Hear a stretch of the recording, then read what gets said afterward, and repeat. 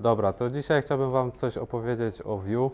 Vue to jest jeden z popularnych frameworków javascriptowych do używania na frontendzie. Został on stworzony przez takiego miłego pana, który nazywa się Ivan Yu.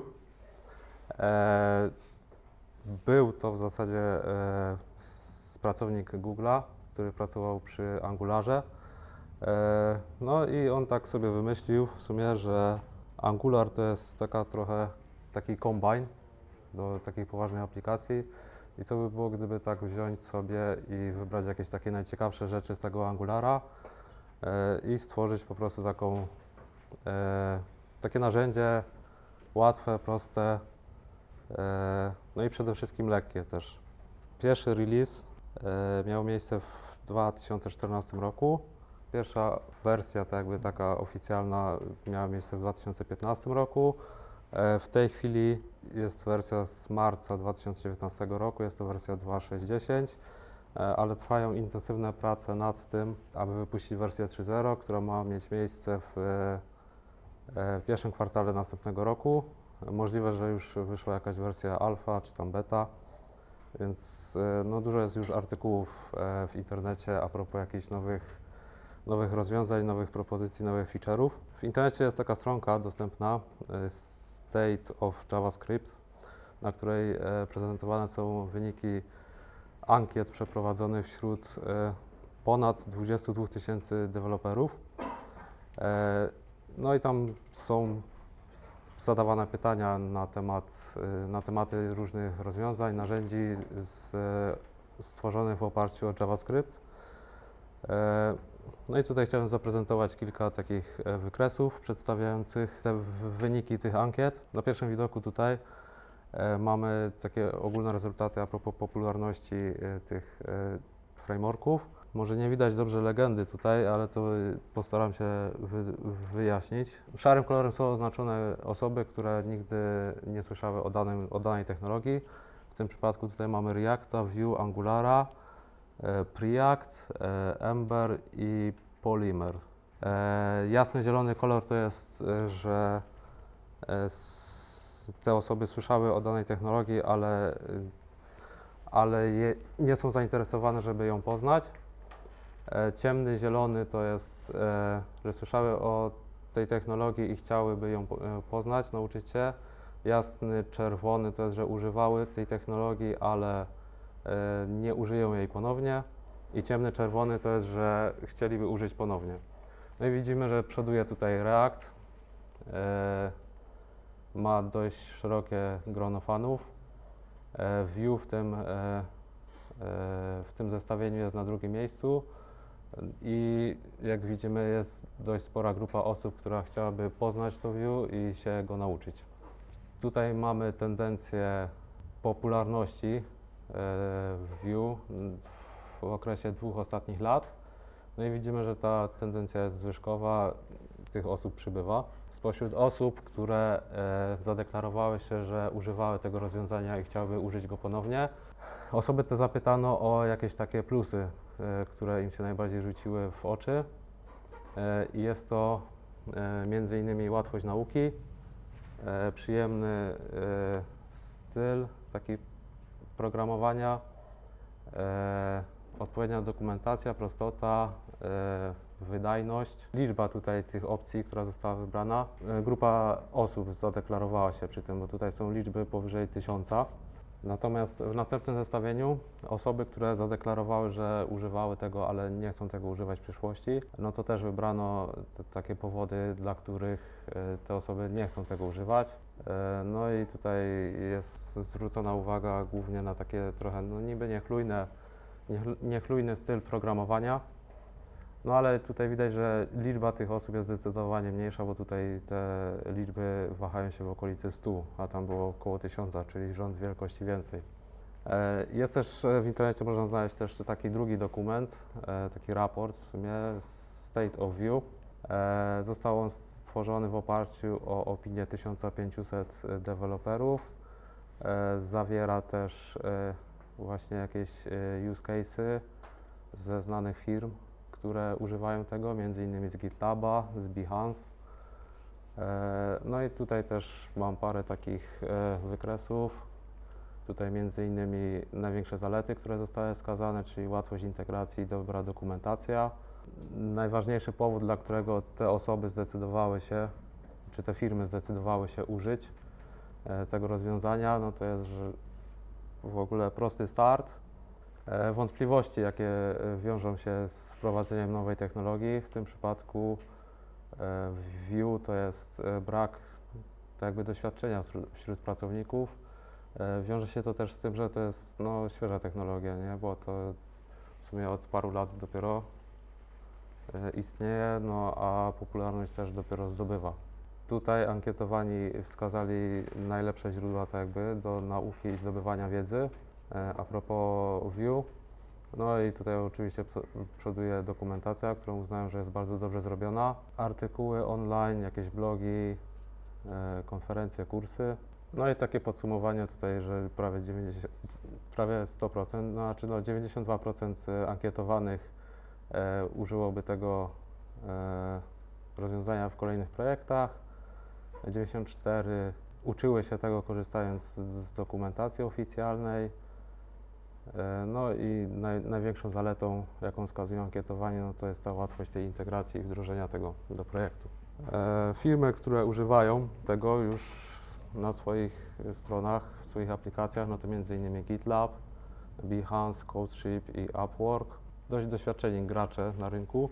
No i teraz w sumie chciałbym Wam pokazać trochę takiego kodu, z czym to się je i może też się komuś przydać, jak ktoś zobaczy na przykład gdzieś później w jakiejś aplikacji, no to będzie wiedział, z czym to się je. Przygotowałem sobie tutaj parę takich prostych apek. W sumie to są takie stronki, parę zagadnień też różnych. Przede wszystkim, od czego można zacząć? Żeby w ogóle wpiąć Vue na swoją stronkę internetową do HTML-a, no to można je zaimportować sobie dosłownie tak, jak importuje się jQuery. Wystarczy tutaj dołączyć skrypt i już mamy jako tako możliwość używania tego Vue. Używamy tego przez utworzenie sobie tutaj obiektu instancji Vue, która przyjmuje za parametry element, do którego ma się wpiąć na stronie. W tym przypadku to jest tutaj div OID app, który jest w tym miejscu. No i tutaj mamy jakieś dane zdefiniowane, na których ta instancja tego Vue będzie operować. No i w tym przypadku tutaj możemy zaobserwować, że wpinamy sobie tutaj do pierwszego headera first name. W tym przypadku jest to Anna. I widać, że to nam tutaj po prostu wrzuca. Aby dodać właśnie jakieś takie zmienne czy proste jakieś wyrażenia do naszego szablonu, wrzucamy je po prostu między podwójne klamry i to już jest później przetwarzane właśnie przez tą instancję. Mamy tutaj nazwę zmienny, ewentualnie właśnie jakieś proste wyrażenia w postaci tutaj jakichś działań matematycznych, czy po prostu jakichś akcji na tablicach i tym podobnych. Jak tutaj sobie coś zmienimy, na przykład coś takiego sobie zrobimy, no to zapiszemy i automatycznie nam to przetwarza. Widać, że zmiany są. Dobra, teraz przejdziemy sobie do bindowania danych. W tym przykładzie mamy tutaj 3 inputy, do których chcemy podłączyć jakieś dane, na przykład z obiektu javascriptowego. No i mamy tutaj zdefiniowane te dane jako designer name i tester name. No i chcemy je wrzucić do odpowiednich pól.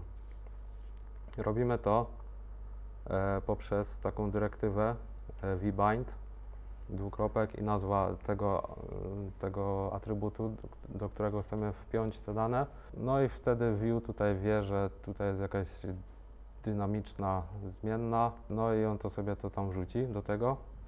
Jeśli chcemy po prostu zwykły tekst, wrzucić, no to pomijamy to vbind. Normalnie to działa tak jak atrybut tutaj w HTML-u, ale mamy też takie ułatwienie.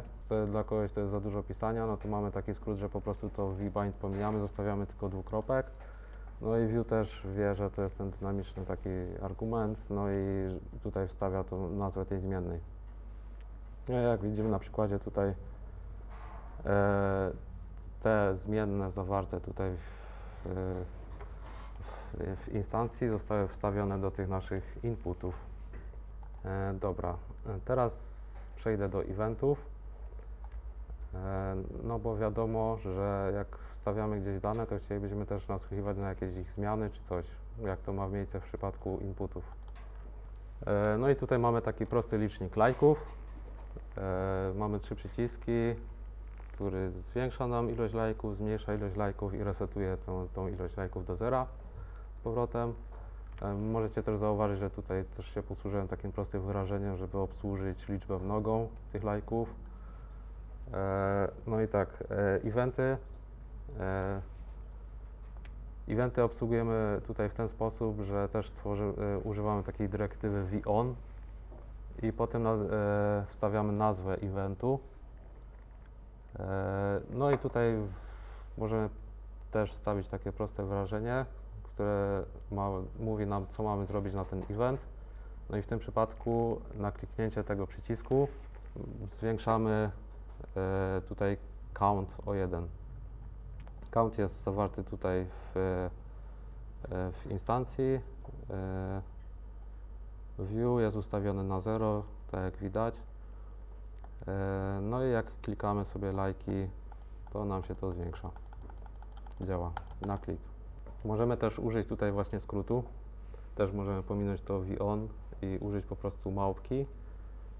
I do tego za tym wstawiamy nazwę tego eventu, który ma się wykonać.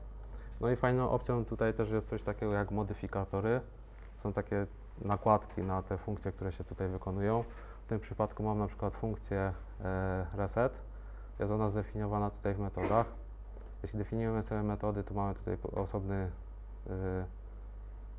osobny atrybut na te metody i tutaj tworzymy sobie obiekt z tymi metodami, które chcemy wykorzystać. Później możemy się do nich odwoływać tutaj. No i wracając jeszcze do modyfikatora, no to jest taka nakładka właśnie na tą metodę. W tym przypadku użyłem modyfikatora Enter, który nasłuchuje eventu tylko na klawiszu Enter. Czyli na przykład na ten przycisk mogę sobie klikać myszką, nic się nie dzieje, ale jak wcisnę i puszczę klawisz Enter, to ten licznik powinien się wyzerować. Tak samo mamy tutaj w tym ostatnim przykładzie, w tym ostatnim przycisku. Event Context Menu wywołuje się wtedy, jak klikamy prawym przyciskiem myszy i otwiera nam się okienko kontekstowe. I w tym przypadku mamy też modyfikator Prevent, który działa jak Prevent Default, czyli blokuje nam domyślną akcję związaną z tym eventem. No i tutaj dopisałem sobie metodę decrement, która nam zmniejsza ten licznik. No i tutaj mogę klikać sobie lewym przyciskiem myszy, nic się nie dzieje, ale jak prawym kliknę, no to już się zmniejsza. Nie wyświetla mi się okienko kontekstowe, jak w przypadku normalnej akcji na prawym przycisku myszy. I mogę sobie to tak obsługiwać. Tutaj znowu mogę na Enter i wyzerować sobie. Teraz przejdę do vModel. To jest taka fajna konstrukcja, która łączy nam dwie poprzednie rzeczy, czyli data binding i eventy. Mianowicie, żeby nie powtarzać się za każdym razem z pisaniem tych funkcji i bindowaniem tych danych, View wprowadza nam vModel. Przykładowo, jeszcze z tym starym sposobem, gdybyśmy chcieli wstawiać tutaj do tego selecta dane z naszej instancji, z obiektu i później nasłuchiwać na zmianę tej wartości, no to musielibyśmy zrobić tutaj, zbindować value role i później nasłuchiwać eventu input i podmieniać tą rolę w metodzie. I działa to w ten sposób, że jak tutaj wybiorę jakąś rolę, to poniżej tutaj w preview pokaże nam się ta wartość. I żeby uniknąć takiego powtarzania, właśnie bindowania i znowu tego inputa i tak dalej, mamy coś takiego jak vModel. To jest jakby skrót do tych dwóch rzeczy tutaj. View ogarnie sobie, że musi tak jakby zmieniać, pobierać wartość tutaj z goal i zmieniać tą wartość na event input. I w tym przypadku też mogę sobie tutaj coś pisać. Lepszy przykład. I want to have payments.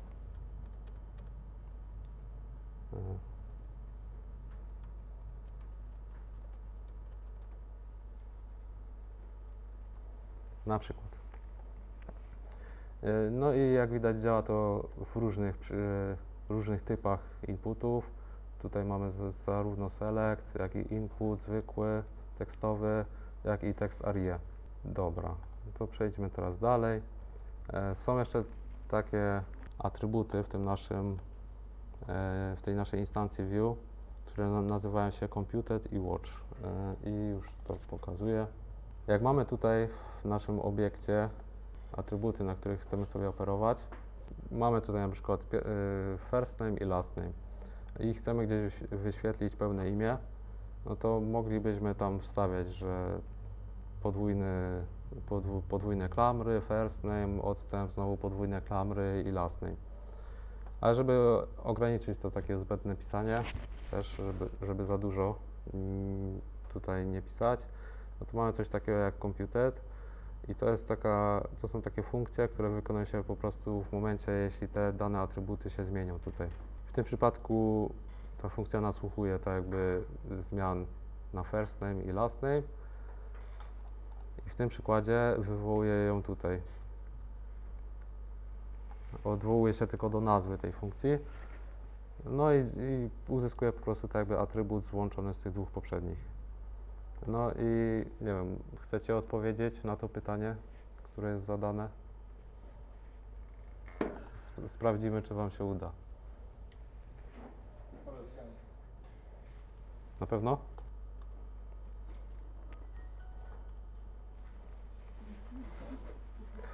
No. Za to bingo odpowiada znowu kolejna rzecz, którą jest watch. Watch wywołuje się za każdym razem, gdy dany atrybut się zmieni. Czyli w tym przypadku, jak zmieniał się first name i last name, to zmieniał się też full name, więc za każdym razem, gdy zmieniał się full name, sprawdzałem, czy jest to już poprawna odpowiedź i w tym przypadku generowałem po prostu odpowiednią wiadomość, która została wyświetlona tutaj. Kolejną rzeczą to jest modyfikacja, obsługa styli i klas w różnych obiektach. W tym przykładzie zrobiłem sobie taki prosty generator, tak jakby loga, w którym zmiana tych tutaj parametrów wpływa na styl i klasy tego obiektu, który tutaj jest jako div. I na przykład tutaj zmieniając kształt, może najpierw zmienię kolor, żeby było lepiej widać. Mamy coś takiego, takie kółeczko z logiem. No i tutaj podpiąłem sobie jako background color zmienną kolor, która przechowuje mi wartość tego koloru. No i zmieniając tutaj w selekcie kolor, przekazuję wartość do naszej zmiennej kolor. No i ta wartość jest znowu wstawiana z powrotem tutaj do stylu w tym miejscu. I na tej samej zasadzie działa w sumie tutaj dodawanie klas. Tworzymy sobie te tablice tych klas, które chcemy mieć. W pierwszym przypadku tutaj jako logo to mamy po prostu zwykły string i to jest nazwa klasy logo. Shape to wtedy mamy tutaj zmienną, która przechowuje nam tą wartość tej klasy. No i w tym przypadku tutaj mam albo square, albo circle. No i trzecia opcja to jest dodanie klasy, nazwy klasy, w zależności od jakiegoś warunku, czy jest spełniony, czy jest true, czy false. No i tutaj za zmianę tego warunku, w przypadku czy to ma być miniatura, czy nie, no to odpowiada tutaj checkbox i tak to działa. Tutaj mam te 3 wartości, które sobie przechowuję na początku i później one z czasem się zmieniają.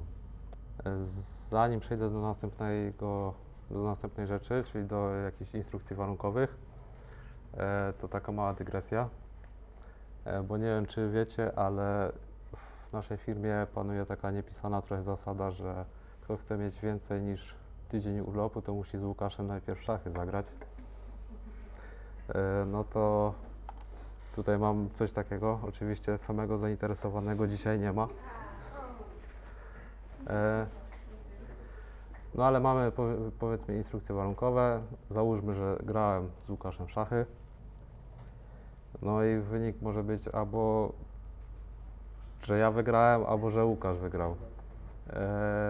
No i teraz w zależności kto wygrał, to wyświetlają mi się 2 informacje. Albo jak Łukasz wygrał, no to trudno, nie? Dobra, i tutaj posłużyłem się właśnie instrukcjami warunkowymi. Tworzy się je przez dodanie takich dyrektyw specjalnych v-if, v-else i v-else-if. I tu po prostu podajemy warunek, który po prostu kieruje tą instrukcją warunkową. No, jeśli on jest spełniony, to wyświetla się to, co chcemy. To, o czym trzeba pamiętać tutaj, że te elementy składowe tej instrukcji warunkowej muszą być obok siebie.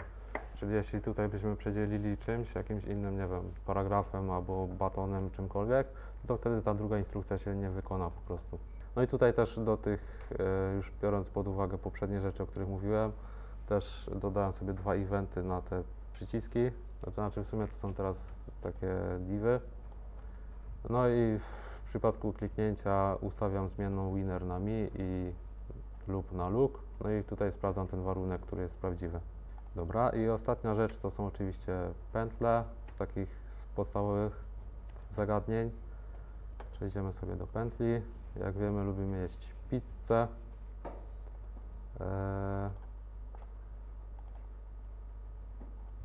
I mam tutaj na przykład zdefiniowane sobie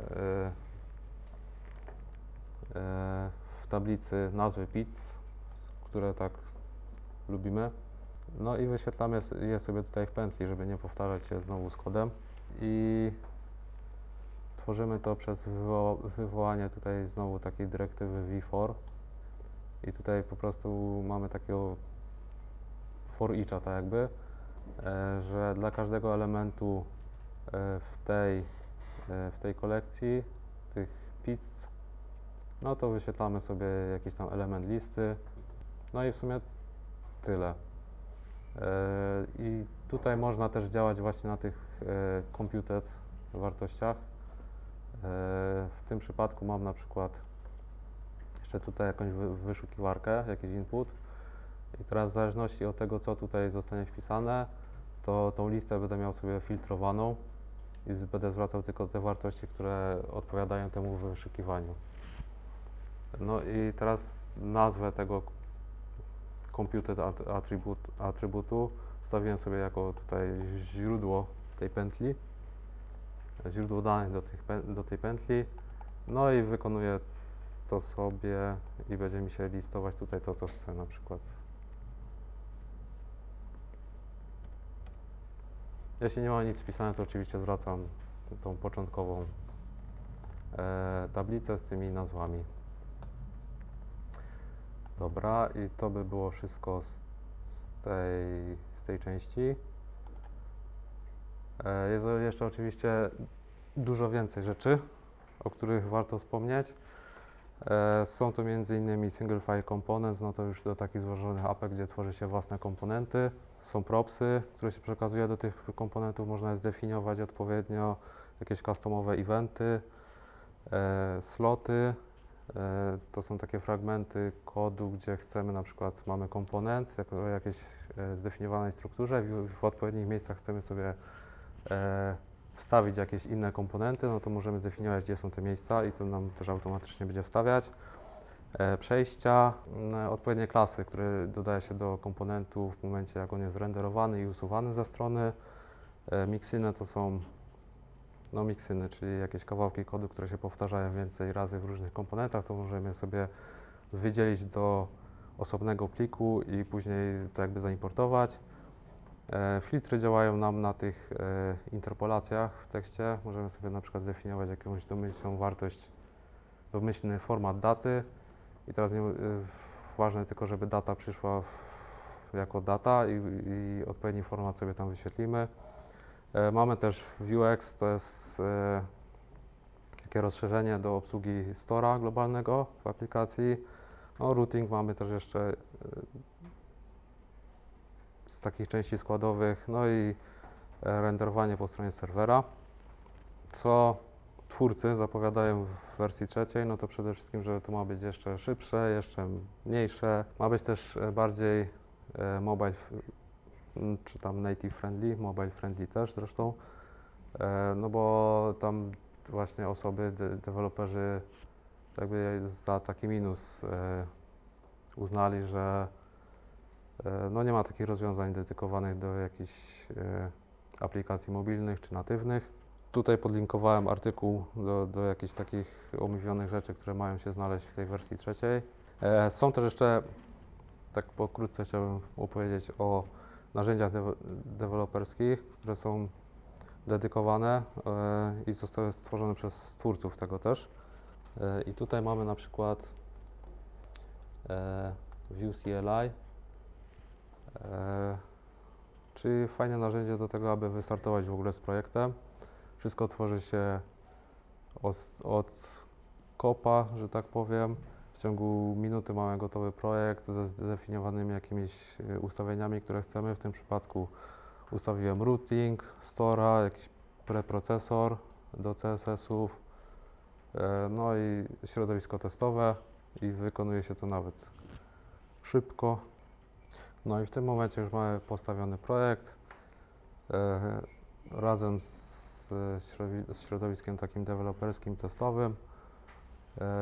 Tutaj odpalam sobie serwer, no i mam jakiś taki starter gotowy. Razem z routingiem, razem ze storem, razem z testami, z możliwością pisania testów w sumie. Dobra. Drugim takim narzędziem jest Vue DevTools, to jest taka wtyczka do przeglądarki, która przydaje się przy tworzeniu APEK. Tu mamy podgląd, w ogóle rozrysowane całe drzewko komponentów, które znajdują się na stronie. Wtyczka ta automatycznie rozpoznaje, czy Vue jest użyte na tej stronie, czy nie. Mamy podgląd do jakichś parametrów w środku, do danych zbindowanych. Tutaj mamy podgląd na Store'a, jeśli jest używany w tym projekcie. No i wszystkie jakieś takie parametry, które tam mamy, dane, które przechowujemy. Tutaj mamy nasłuchiwanie na wszystkie eventy, które dzieją się na stronie. Wszystko się listuje z parametrami, jakie były używane też. Miejsca, gdzie był wywołany dany event. Tutaj są jeszcze jakieś rzeczy wydajnościowe. Można tam sprawdzać wydajność tej aplikacji, ale nie sprawdzałem tego. No i tutaj mamy jakieś opcje do ustawienia sobie do tej konkretnej wtyczki już. No i może zapytacie, skąd takie zainteresowanie tym moim Vue. Tak w sumie to chciałem nauczyć się jakiegoś frameworka, takiego frontendowego. No i tak na chybił trafił, wybrałem właśnie Vue. Pomyślałem sobie, że fajnie było strzelić w tym jakiś projekt, żeby się nauczyć przez praktykę, a nie tylko z teorii. No i po konsultacji z Kamilem uznaliśmy, że stworzymy sobie taką apkę open source'ową do zbierania i przygotowywania ocen pracowników. No i może prześledzimy trochę, co tam się dzieje w środku. Mamy formularz logowania, no bo wiadomo, takie dane to raczej muszą być chronione. Mamy tutaj główny dashboard, gdzie widzimy jakieś takie szkice ocen, jakieś nadchodzące oceny dla pracowników i aktywności, które zostały ostatnio wykonane przez tych użytkowników tej aplikacji. Danych pracowników możemy oceniać gwiazdkami, ocenami tak czy nie lub jakimiś tekstowymi, jakieś tekstowe informacje zawierać w tych ocenach.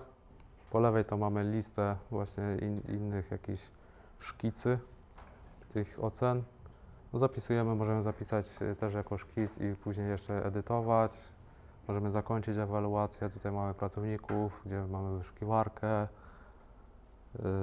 Możemy sobie sortować te kolumny, edytować pracowników. W profilu pracownika widzimy ostatnią tak jakby ocenę, czyli tą najbardziej aktualną. Możemy sobie podejrzeć. Mamy też możliwość tworzenia tych templatek, według których są tworzeni, według których są oceniani pracownicy. No i tutaj mamy 3 właśnie takie sekcje właśnie do oceny takiej gwiazdkowej, do oceny na tak czy nie lub właśnie tej takiej pisemnej. Możemy sobie dodawać elementy, przemieszczać je w zależności od tego, jak chcemy mieć ułożone. Zapisujemy. Te sekcje też możemy przemieszczać. Czyli w sumie można stworzyć sobie dowolny szablon takiej oceny i później wykorzystywać. Mamy też archiwum takich ocen, aktywności. I ostatnia rzecz to jest taki przegląd pracowników z podziałem tutaj właśnie na jakieś takie grupy. Mamy wyszukiwarkę pracowników po umiejętnościach. Na przykład szukamy pracownika, który umie Ruby na 3 gwiazdki i wyświetlają nam się według ostatnich ocen. Ci pracownicy, którzy umieją jakiś taki najdłuższy czas zatrudnienia, najkrótszy czas zatrudnienia, średni czas zatrudnienia. No i jakieś takie podstawowe settingsy ze zmianą języka, czy ilości itemów, które wyświetlają się na dashboardzie. Czyli tutaj teraz na przykład zmniejszyłem sobie i wyświetlają się tylko tyle, ile chcę. Tutaj zamieściłem parę jakichś takich linków do stron, skąd ja najczęściej czerpię wiedzę. Społeczność Vue jest dość szeroka już w tym momencie. Dość sporo osób bierze udział w tym, co się dzieje wokół tego frameworka. Organizowane są też właśnie VueConfy. Ciekawostka taka, że pierwszy VueConf był zorganizowany właśnie w Polsce, we Wrocławiu 2 lata temu. Także no, ta technologia jest u nas też obecna. Oczywiście temat jeszcze nie jest wyczerpany, można dużo opowiadać o tych właśnie rzeczach, które tam tylko tak napomniałem. No a ogólnie no, nie wiem, mnie się podoba, fajnie mi się z tym pracuje, na tyle ile pracowałem, więc w sumie polecam każdemu spróbować przynajmniej.